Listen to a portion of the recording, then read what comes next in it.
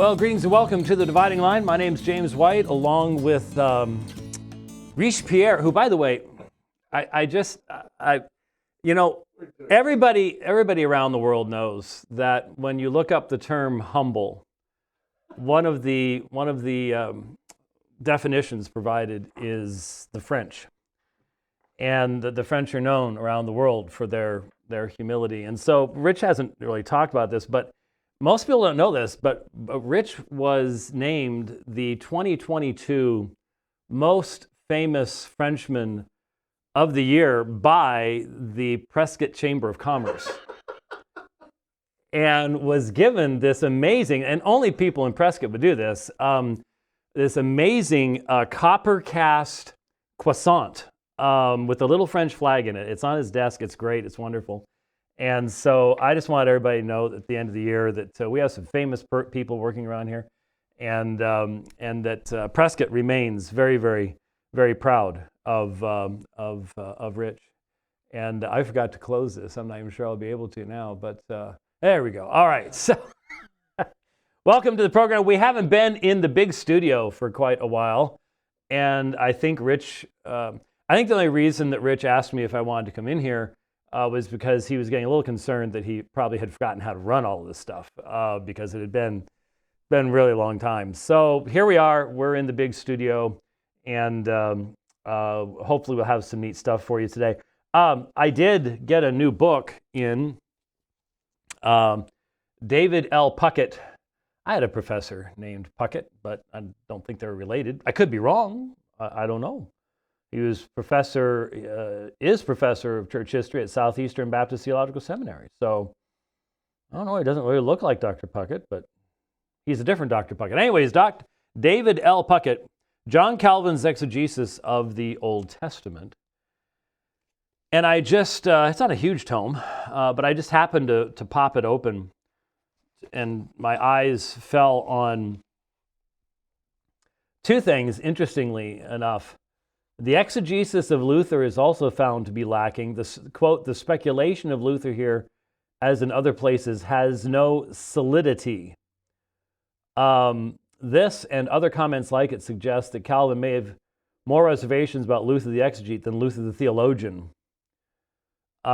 He is correct in recognizing that Luther's approach to the Old Testament differs from his own, a truth that also did not go unnoticed by Luther's follower, Quirinius. Luther accepts the idea that a biblical text should be interpreted according to its historical context and is critical of those who allegorize excessively, yet he often seems quite ready to ignore the historical context in his effort to find Christ in the Old Testament. And then, next paragraph started, Calvin believes that the interpreter must understand the function of the biblical writings in the setting in which they were originally given. The prophets were speaking first to their contemporaries. The interpreter must take into account the language, culture, and history of Old Testament times. Calvin is not willing to base Christian doctrine on scripture texts that he deems inconclusive. He dares to adopt interpretations that do not provide the strongest support for Christian dogma.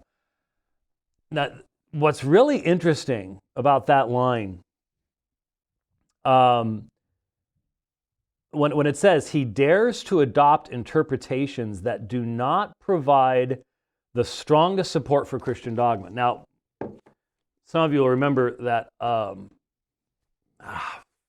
last month, maybe, just a few weeks, there was a discussion about some of Calvin's students losing faith in the Trinity, and this was connected to Calvin's very straightforward, consistent directions that he took in his commentaries, and the fact that he did not take common viewpoints from going all the way back to Augustine. Of course, anyone who reads Augustine today will be left wondering very often how Augustine came to the conclusions that he did.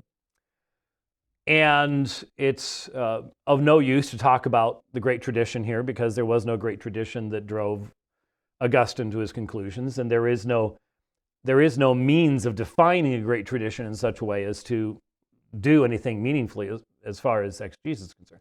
But anyway, it's fascinating to me, aside from the fact that I actually obtained the book. I didn't bring it in here right now. Obtained the book that was being referred to and talked to its author. I'm not getting into that today, but we'll get into it at another point, and talk a little bit about the fact that he didn't find the statements that were being made publicly to be overly helpful and relevant to his position. But anyway, the point is, and this is not what we're talking about today, so don't tune out.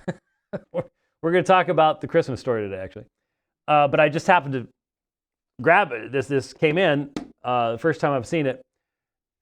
And I am just once again struck by the fact that the methodology that we use to defend the doctrine of justification, the resurrection, predestination, election, particular redemption, is the methodology that Calvin likewise consistently uses in interpreting Old Testament texts. And it's just really, really interesting to me that even though, Calvin did engage in controversy, they didn't have the same kind of debates back then that we have today.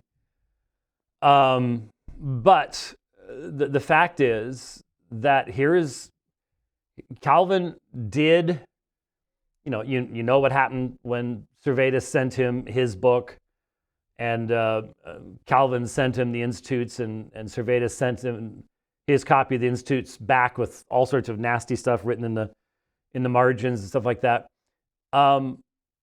Calvin recognized that the methodology of defending the Reformation had to be consistent apologetically.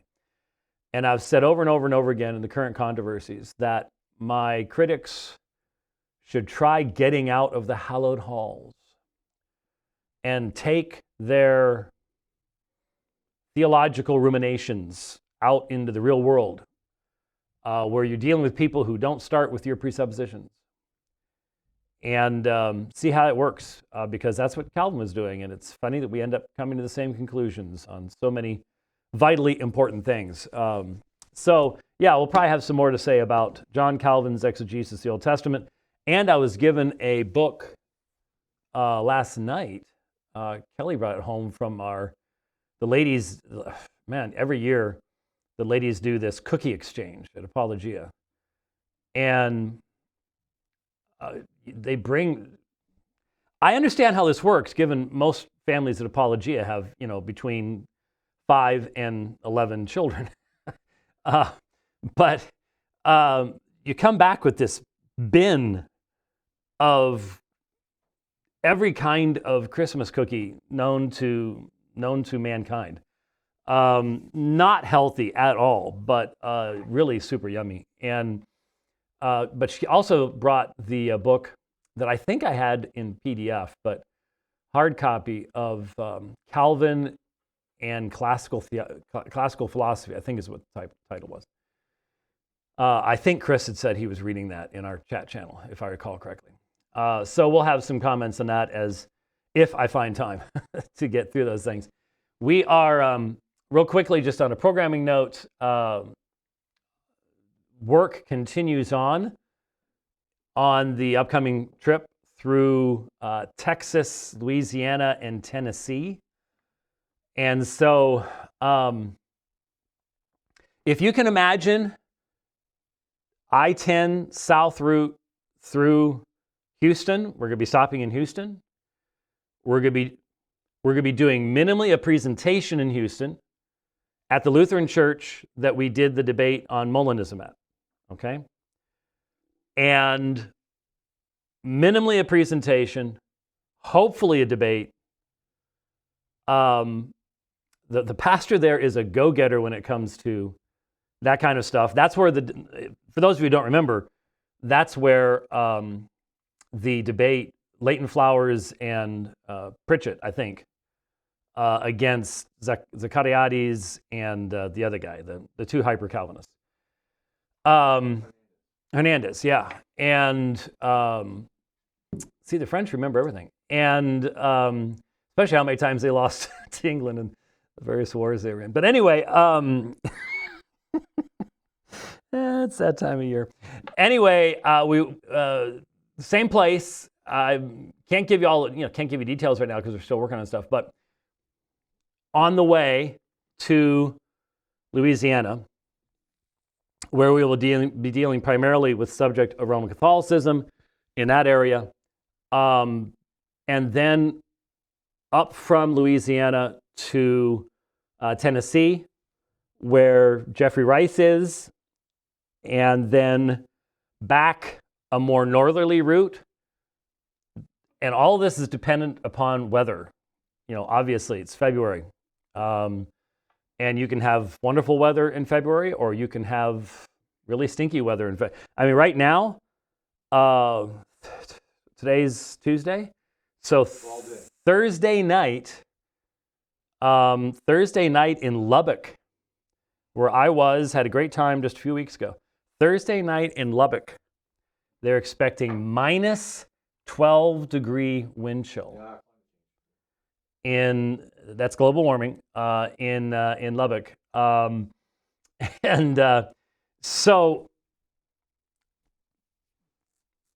yeah. So think about that northern return route, and if you haven't gotten your church's information in to our roadtrip@aomn.org, roadtrip one word, roadtrip@aomn.org email address, and you're sort of along those routes, now's the time to get it in and sort of wave the flag and say, hey, I heard coming through, and there's a KOA right down the road from us. That always helps. Always helps to have a KOA nearby. No, there isn't. I wish there was a KOA everywhere. There really isn't. And I mean, there are a lot of them, and I've got 108,000 points stored up at the KOA, so I need to start burning those things. But yeah, that's going to be, right now it's looking like almost all of February. It really is. It's looking like a pretty lengthy period of time there. So, and we'll be having a debate in Tennessee as well. So hopefully 2 debates on this trip. And whether they will be live streamed or not, I can't tell you. I think if the one in Houston, I think the Molinism debate was live streamed, wasn't it? I think it was. I think it was. It was, yes. Yes.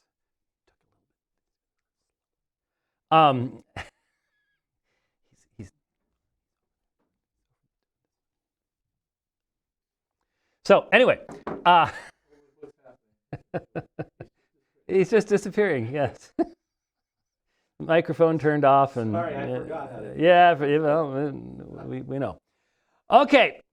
Anyway, so that's what's coming up, and then May we're back in Texas again. It's hard to avoid Texas, and when you're driving east-west, and I've had at least one invitation to go north during the summer, and wouldn't mind doing that at all. There's that's definitely a direction we haven't gone yet, and could maybe tie that in with coming back through Colorado, something along those lines. That would be sort of neat to get up to the Dakotas, Nebraska area, stuff like that. And that would be something that would be enjoyable to do, as long as there's still diesel fuel left to do it and the nation's still functional. Who knows whether that will be the case. Okay, so it is the 20th of December, which means we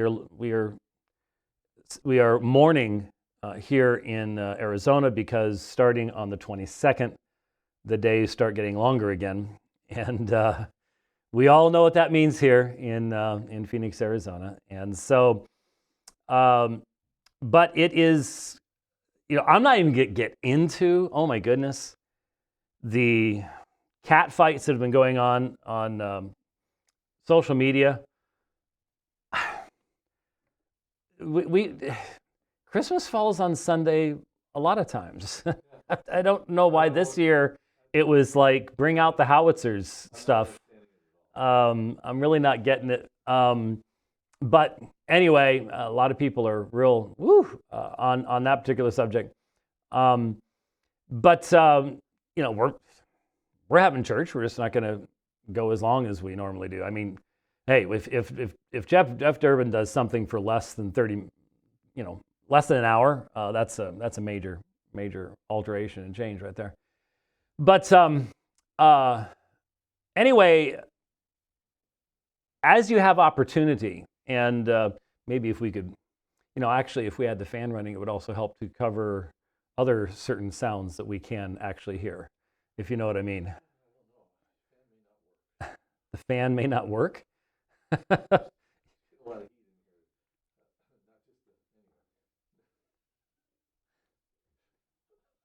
Somebody wishes he had a microphone today. He's not sure what he'd say back, but he's he's been thinking of some ideas. Okay. All right. Yeah. You all were watching when the whole thing fell apart. Yep, there you go. So, anyway, it is that time of year, and if you have family and friends and you are meeting maybe with unbelievers and things like that, we live in a day, let's just be honest. The beauty of Linus's monologue in A Charlie Brown Christmas, okay? That was beautiful. And yes, there was, by the way, if you've ever taken the time to do some background reading on it, there is a really special moment there when Linus quotes the biblical phrase. You aware of this? When Linus quotes the biblical phrase, "Do not be afraid," what does he do? He drops his blanket. And no one noticed it. Well, until, I don't know when I first saw that, but realized, yeah, you know, that's his security blanket. And then as soon as he says, "Do not fear," he drops his blanket. And it was special, but that was 1965-ish, I think. I think you're about right, yeah. I remember it my entire life, that's for sure. That's part of my youngest memories. And you could quote that in our society, and not only was it not considered offensive, I'm sure there's something horribly racist about it now, according to very, very sad, unhappy people. But it carried a weight and an authority that today the citation of Scripture simply doesn't have in our society. And it doesn't because of a lot of skepticism, unbelief, movies like the Zeitgeist movie and Bart Ehrman and all the rest of that stuff is all around us. So, how do you respond to the reality that there is a tremendous amount of skepticism? Most of us, again, do not study the New Testament documents, especially the Gospels, in a parallel fashion. Well, that's because the majority of the New Testament couldn't be studied that way. You can study Matthew, Mark, and Luke that way because they are telling the same story, so you could put them in columns, and when you read them that way, you see where the differences are. And I remember I spent, I think it was 9 years, teaching through the Synoptic Gospels at PRBC many, many years ago. And when you use a good, solid parallel, a synoptic parallel, you're forced to deal with the differences. And hence you have to start off explaining or understanding yourself the character and nature of the documents you're looking at. So you could do a parallel study between Ephesians and Colossians. There are parallel materials there. You can do that certainly with the historical works in the Old Testament. And so there are other places where those types of issues likewise come up.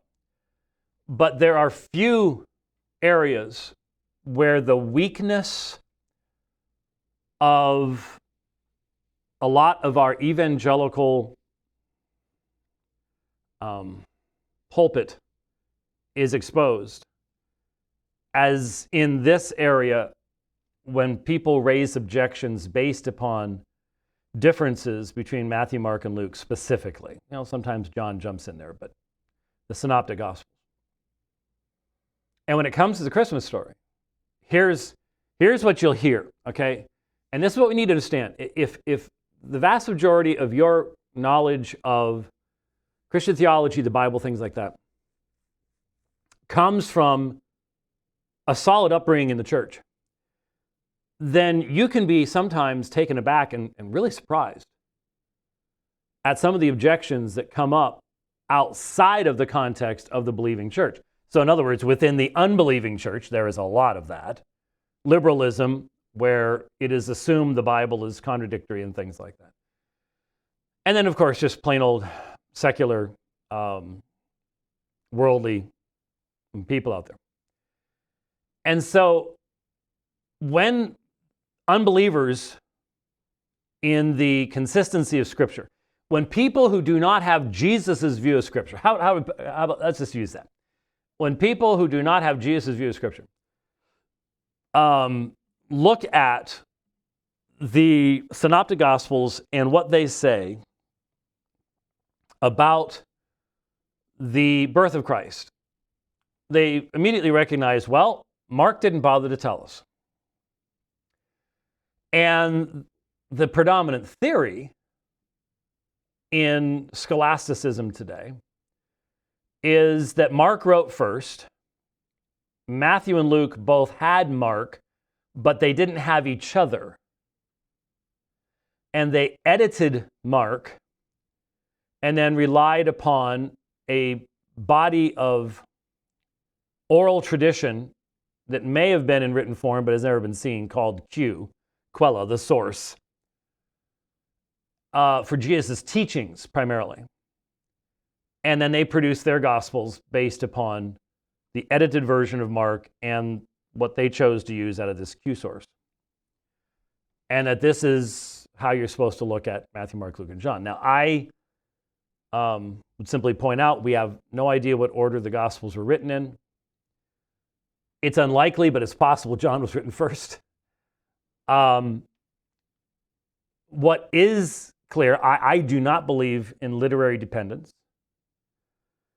The vast majority of people who do would say, well, there has to be literary dependence because there are some sections that are just so very similar that there's no other explanation. These are the same people who, when you ask them, okay, when do you think Luke was written? I was listening to a skeptic that actually I'm supposed to be having a dialogue with Thursday night. And I was listening to a skeptic, and they were putting Matthew and Luke in the 80s. So written long after, probably not written by disciples, and written 50 years after the crucifixion and the resurrection. And when you ask why do you put the dating of those Gospels at that place, the answer is always the same. Well, because it has to be before AD 70. It has to be after AD 70 because you have Jesus talking about the destruction of Jerusalem, and he couldn't have prophesied that. See? And of course, the early church used Jesus's accurate prophecies about the destruction of Jerusalem as part of their argument of Jesus's prophethood. But we live among secularists today, even people who call themselves Christians. And so they default to the idea that, no, that's not possible. God, this had to have been written after the events that it actually talks about. That's why when Cyrus is mentioned by name in the trial of the false gods in Isaiah, That's why Isaiah 40 and following has to be Deutero-Isaiah. Not written by Isaiah, but by somebody afterwards, because we know prophecy doesn't exist, despite the fact that Jesus upbraided the disciples for not believing the prophecies about him. So, that's just what we're facing. So, when we look at Matthew and Luke, we see that they have a very different recording of the birth of Christ. They emphasize completely different things. And the idea that many people have is that, well, they can't have had that kind of divergence because they're using the same sources and they're trying to tell the same story. And so there should be much more similarity between them. Now, the funny thing is, when you find the Synoptic Gospels saying the exact same things, then that's collusion. And if they say different things, then that's taken as negative evidence as well. So they can't win for trying. We recognize that Matthew is writing to a very different audience than Luke is. He has a different style. He is writing to a primarily Jewish audience. He's emphasizing fulfillment motifs. He's looking at scriptures that, if we were to read the New Testament for the New Testament, were given to the early church by Jesus as he taught the disciples after his resurrection. But the skeptic says, this is just the early church scouring the Old Testament for anything that could be read as a prophecy. And then you write the history in such a way as to fulfill the prophecy. That's how the skeptic approaches it. It has to, because there can't be anything supernatural. There can't be any knowledge of future events. And so you start with the assumption that the foundational claim of Jesus is false. So that's how you start your perspective. With that said, there is a major difference, obviously, between Matthew and Luke. And Luke starts off talking about how he wants to, in an orderly, researched fashion, lay out the truth. And when you look at Luke, remember, a lot of people look at Luke and forget it's Luke Acts. And especially if you ask the question, why did Luke write this rather large body of literature? I think one of the best theories on that, I mean, aside from what he himself said, so that someone would know the truth of these things, is that this was written as sort of an amicus brief at Paul's trial, so that it might be demonstrated that the accusations that the Jews were making against Paul simply weren't true, and that this Christian movement exists because God acted in time. And if that's the case, then that's very different from what Matthew's trying to do. And so most of us know the story at the beginning of Luke chapter 2. Now it happened that in those days a decree went out from Caesar Augustus for a census to be taken of all the inhabited earth. This was the first census taken while Quirinius was governor of Syria, and everyone was going to be registered for the census, each to his own city. And Joseph also went from Galilee, from the city of Nazareth to Judea, to the city of David, which is called Bethlehem, because he was the house and family of David, in order to register along with Mary, who was betrothed to him, was with child. So we know the story. We're going to leave Matthew off to the side for right now. We just don't have time to cover all that. I spent too much time at the beginning on other things. The key issues here, the key topics, are when the census took place, when Quirinius was governor, and the nature of what the census was. And if you've done almost any wandering outside the friendly confines of certain places in Facebook, you have undoubtedly run into the atheists and skeptics and agnostics and Muslims and others who will throw all the standard objections at you at this point. And in fact, what happened was I took home, and I was going to bring them in here, I apologize, but I took home the first volume of Commentary on Luke by the guy at Dallas. His name is escaping me. There's too many names running through my head right now.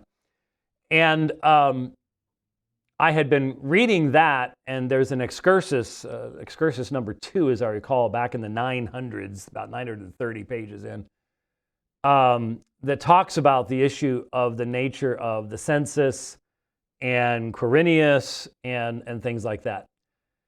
And this morning, this is one of the useful things about Twitter, by the way. This morning, I happened to see a tweet coming out of Tyndale House. Not the publisher, but the actual Tyndale House in England. And basically it was commending, it wasn't an article, but it was a chapter by Sabine Hubner on the issue of Quirinius and the census. And what was fascinating is the chapter is found in a book with this title, Papyri and the Social World of the New Testament.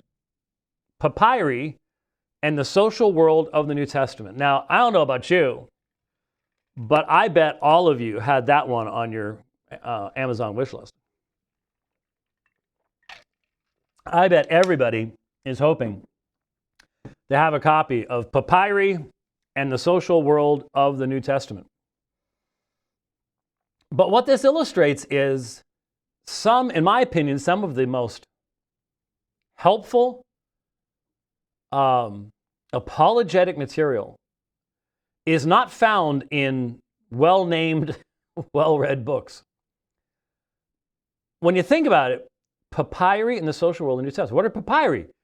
Well, when the English ruled over Egypt, they stole a lot of stuff from Egypt, and they, in their digs and in their archaeological work, came across a lot of papyri, which are ancient written documents. Now, we talk about the papyri of the New Testament. The earliest scraps we have in the New Testament are written on papyri, of course. We'll let the audience silence their phones. Oh, there's only one person in the room other than me.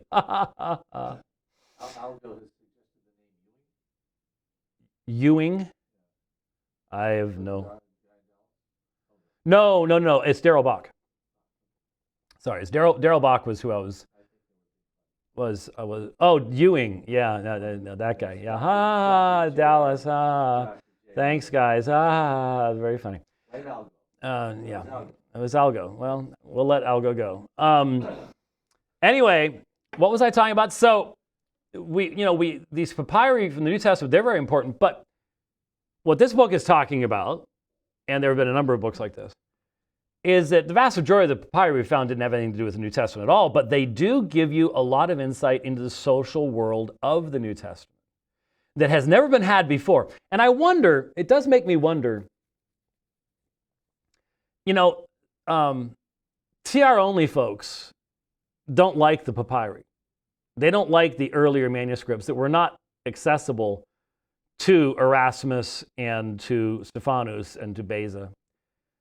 And I wonder, the new scholastics who are into the great tradition and all this kind of stuff, what happens when you get information like the papyri can give us, that give us contemporary background to the New Testament itself and shine such an important light on the New Testament and on early church history?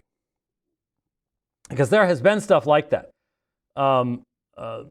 I think of the papyrus that gives us the exact numbers of manuscripts taken from a church in Egypt when it was ransacked during the Great Persecution of 303 to 313, and how that helps us to understand the nature of the persecution that was going on at that time.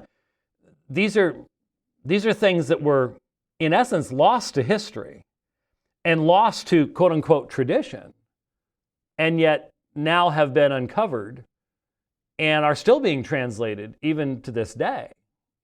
It's a large project. And new finds are being found all the time. And traditionalists don't like that. But this does provide this fascinating insight, and they are contemporary documents to the time periods. And so this book by Hubner, Papyri in the Social World of the New Testament, there's an entire chapter, chapter 3, in those days a decree went out. Now, Hubner is not trying to defend Luke, is not trying to say that Luke is inspired or anything like that. That's not relevant. But what is relevant is here is someone who is an expert on the wide variety of documents that are available from this time period. And the suggestion that is made, and time's going by quickly, so I can't go into a whole lot of the detail, but the suggestion that is made, Caesar Augustus, Octavian, as he's known as well, one of the greatest leaders in Roman history, reigned for many decades, peaceful period of time, really the pinnacle of Roman power and expansion takes place during this time period. And he did a number of these censuses that other sources record for us. But there's no census in the time period that would have to be, no census recorded or a decree coming from Caesar Augustus. Now, we do not have it. People just need to remember, we're talking 2,000 years ago. We have major works of history, but they are in no way, shape, or form exhaustive in what they record. And it's fascinating. I did not know this until reading for today's program, that Tertullian and Justin Martyr, here again, I get to learn something and you get to learn right along with me. Tertullian and Justin Martyr, now, come to think of it, I do remember having seen this, but I hadn't put two and two together. They both say to their opposition, their opponents, that they could go to the Roman archives and verify what was being said about Jesus in the archives. Now, the Romans recorded a lot of stuff, and 99.9% of it has been lost to time. Unless it was chiseled in a wall and that wall survived, or unless it was recorded on these fragments of papyrus, or put into one of those histories, the vast majority of it has simply disappeared. That's what happens. And the vast majority of it that has survived in Egypt, because that's the only place that has the meteorological context to be able to, for stuff like that to survive. I mean, it's not going to survive in Italy. Any type of paper substance is going to degrade rather quickly in that moist climate. Well, it's not like it's all equally moist, but you know what I mean. And so they both, Tertullian and Justin Martyr, made direct references to the public archives that were available in their days to substantiate what they were saying about events in Jesus' life, which is fascinating. Caesar Augustus, there is nothing in the surviving record of a census that would fit in the time period that we need to look at. Why? As weird as it is to us, part of this is because of the Julian Gregorian calendar stuff, which is way too complex for us to get into right now. But both Matthew and Luke tell us that Jesus is born while Herod the Great is still alive. And he dies in the spring of what we would call 4 BC. So Jesus is born at the latest, in early 4 BC. That throws all of our stuff off as far as the rest of that goes. And so the other objection, aside from that, well, we don't have anything outside the New Testament that tells us about this census. Secondly, Quirinius, we do know of him from history. We know of him from Josephus and from a couple of other historical sources that have survived. But he was governor of Syria around 6 AD, not BC. And he was fairly well known. He was very popular in Rome. He seemed to be a very efficient individual in running governmental processes in that particular part of the world. And so what you'll hear is, okay, there's no census. Quirinius wasn't governor at the right time, and it's absurd that everybody had to go 50 miles away to register for a census that didn't take place. So those have been discussed. Like I said, I was reading Bach's commentary this morning when this happened to pop up on Twitter, and so I grabbed the chapter from Hübner and read through it. Make a long story short, and it can get rather complicated. Hübner basically says, well, a couple things. Octavian was really focused on on being very orderly in how he ran the Roman Empire.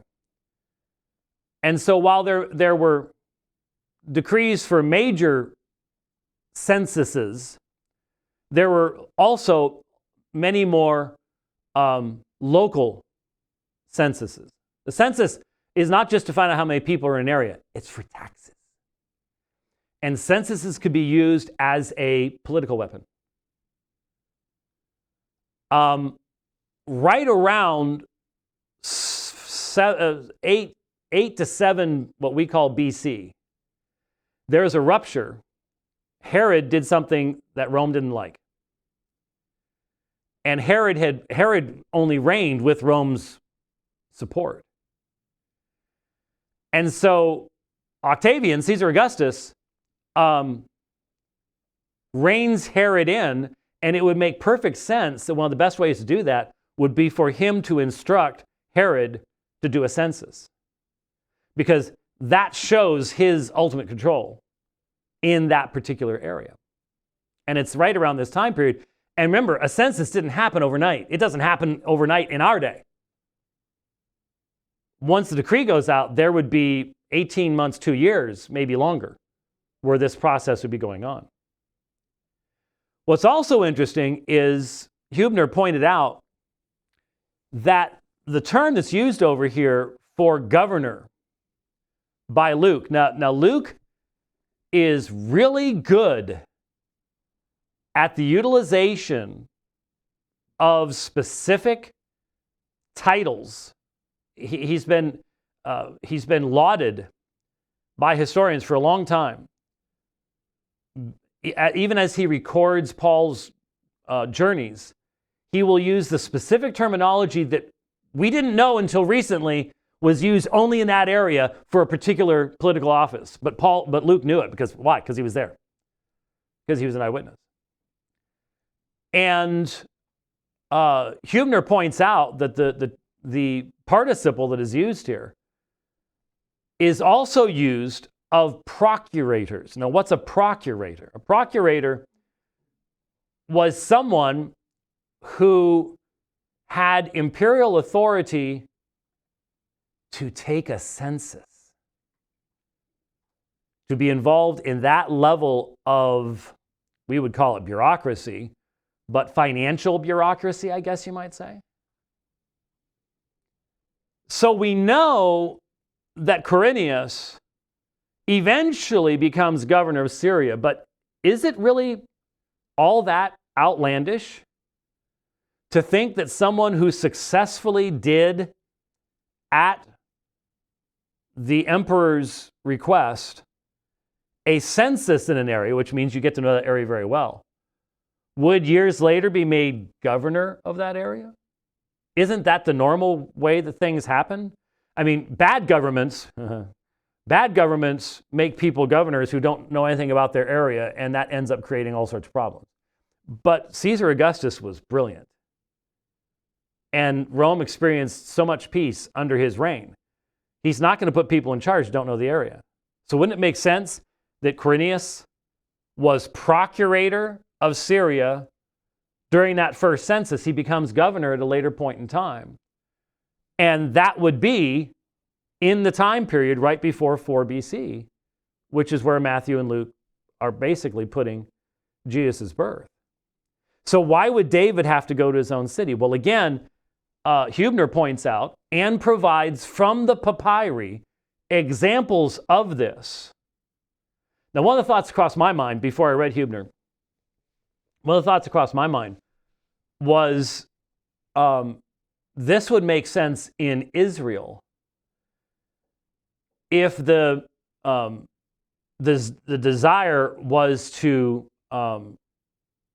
in essence, follow the traditions of the fathers in regards to what tribe you were a part of, to know what each tribe was about. That had a ring of truth to it to me. What Hubner points out is that we have direct papyri evidence of people who in fact, if I recall correctly, this was in a local census, had to travel to be registered someplace else because they owned property someplace other than where they were living at that particular point in time. And especially if this caused you to go across boundaries, if where you were now living and where your property was were all sort of under the same thing, that'd be different. But if it's a different, under someone else's authority, you'd have to go and you'd have to register in both places. We can understand how that would work.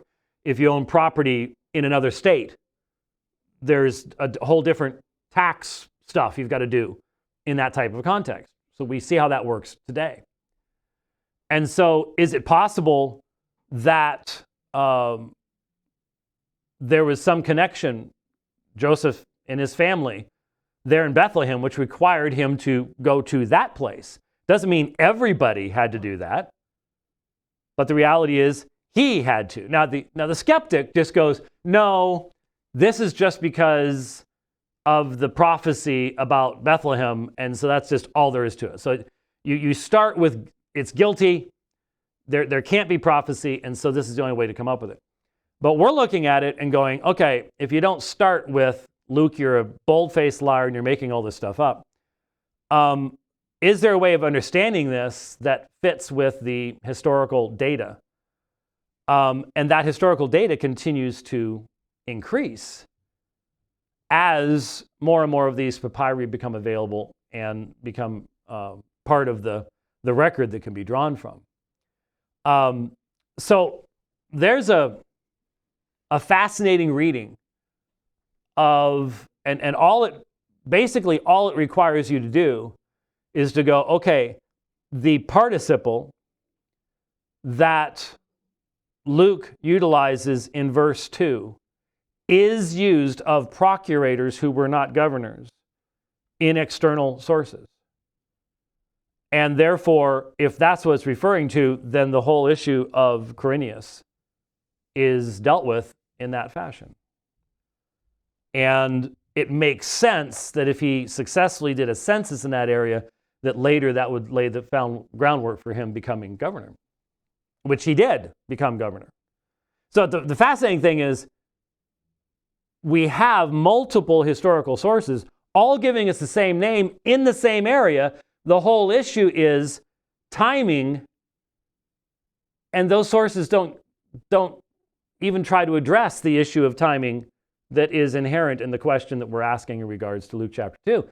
So given the amazing accuracy of Luke's terminology, you would think that he'd be given the benefit of the doubt. But of course, the skeptic's not going to give anybody the benefit of the doubt. So we've got that. And then, and I've mentioned this before, but I managed this time to grab the book. Yet another book that is on everyone's Amazon wish list and will probably be under the tree for so many of you.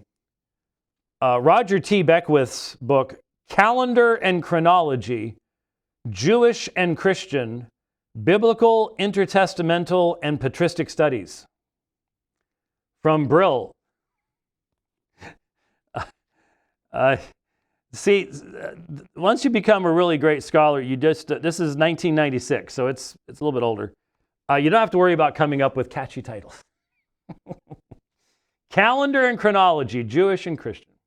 Now, yes, it's the same Roger T. Beckwith that wrote the New Testament canon, the Old Testament canon of the New Testament Church, which we've recommended so many times in regards to the deuterocanonical books, the apocryphal books, et cetera, et cetera. The fourth chapter in this book from 1996 is titled, The Date of Christmas and the Courses of the Priests. The Date of Christmas and the Courses of the Priests. Now, I'm not going to read this to you. It runs from pages 71 to 92. And so what this, and there's, I mean, here's big old chart over here, and there's another, page and a half chart over here, and what are these? When Jerusalem was destroyed in AD 70, the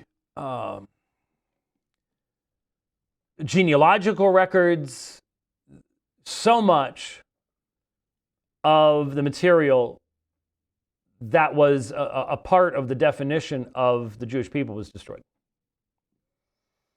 But some things from before that time period have survived that weren't in Jerusalem at that time. And that includes the courses of the priests. What does that mean? Well, that has to do with when they would serve in the temple. Well, how does that help us in regards to the subject of the birth of Christ? Well, think about it for a second. While I wet my whistle.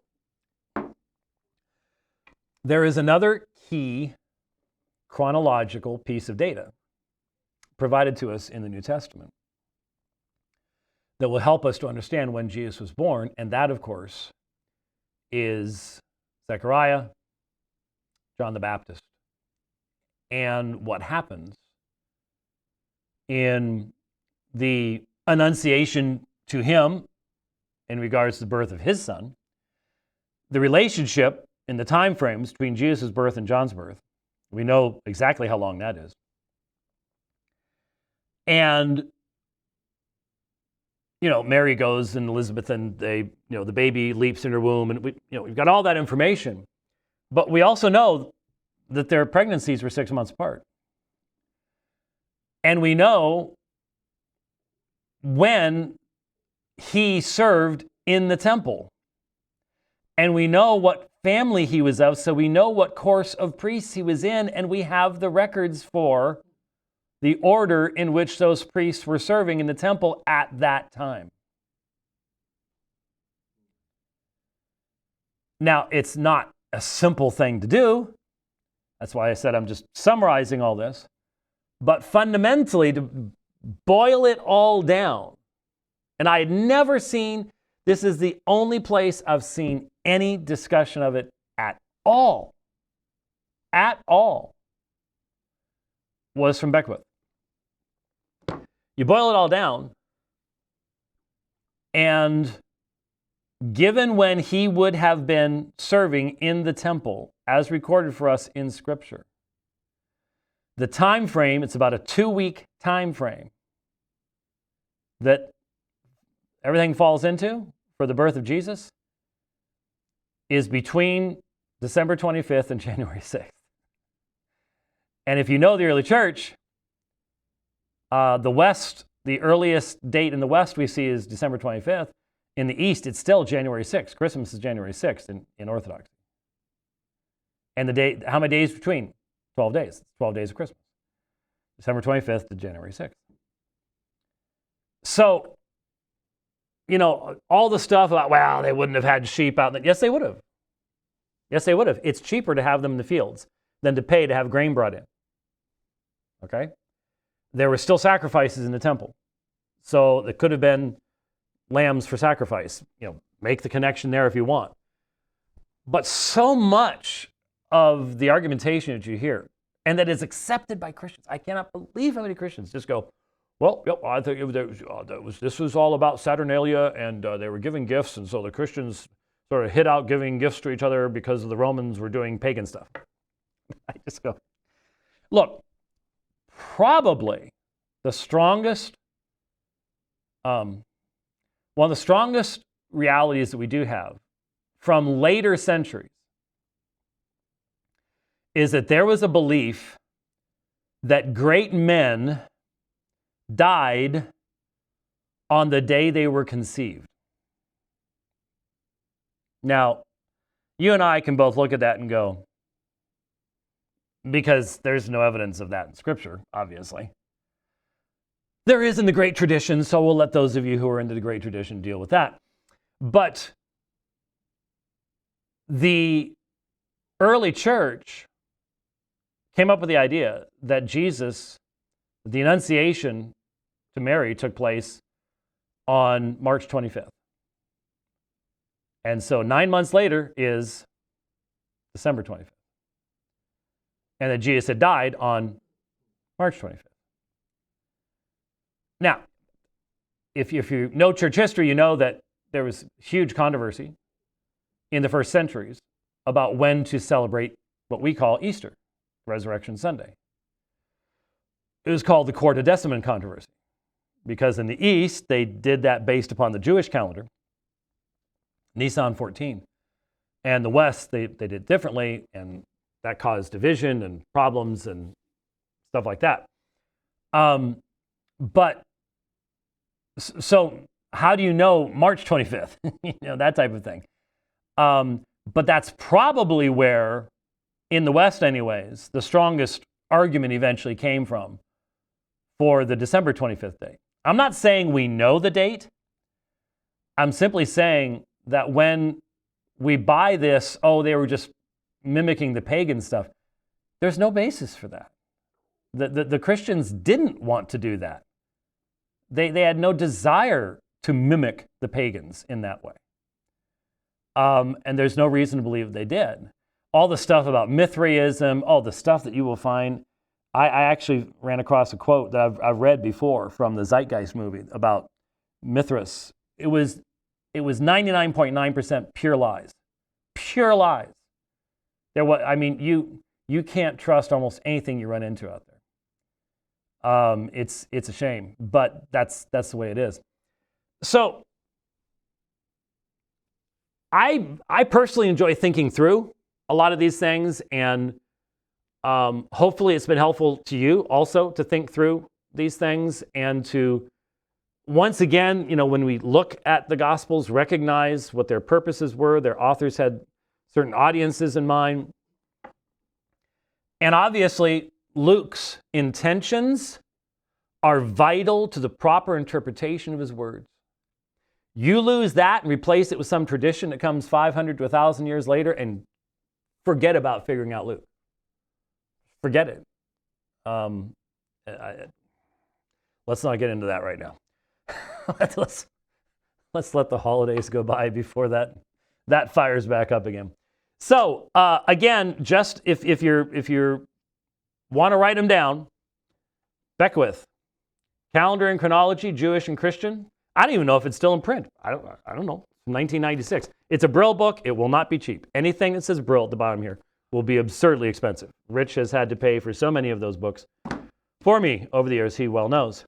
And then Papyri and the Social World of the New Testament by Sabine R. Huebner, Huebner. I don't know, wait a minute. Cambridge University Press. Cambridge University Press. Let me see here. I believe it was, yes, 2019. So it's fairly recent. 2019 is the copyright on Huebner's book. So for those of you that are interested in that kind of stuff, there you go. I hope that was interesting to all the rest of you. I didn't hear any snoring coming from Rich. So you're still here. You're still looking a little miffed about the copper croissant. You got to admit that. Can you see just a little copper croissant on your desk, a little French flag? You keep forgetting that I got English and Scotch and German and all kinds of other fun. It doesn't matter. It doesn't. It's obvious to me that after what happened Sunday in the World Cup, you're just a little bit miffed. I didn't know what there was a World Cup. France lost. Oh. In penalty kicks. To whom? Argentina. Oh. And I was pulling for Argentina because Argentina has a player that I think is just really super classy, and everyone's saying he's the GOAT now, Lionel Messi. And it went down to penalty. That was the most exciting finals match in a World Cup ever. When you go down to penalty kicks, that's, I don't know how to explain that to Americans. I will say this, though. I think last year's Super Bowl had 104 million people watch it. You know how many people watched the final of the World Cup? 4 billion. That's half the population of the planet was watching. That tells you a little something. You know what? I wasn't one. You weren't one. Yes, I understand. And that's okay. We will let you slide on that. All right, thanks for watching the program today. We'll see you next time on The Dividing Line. God bless.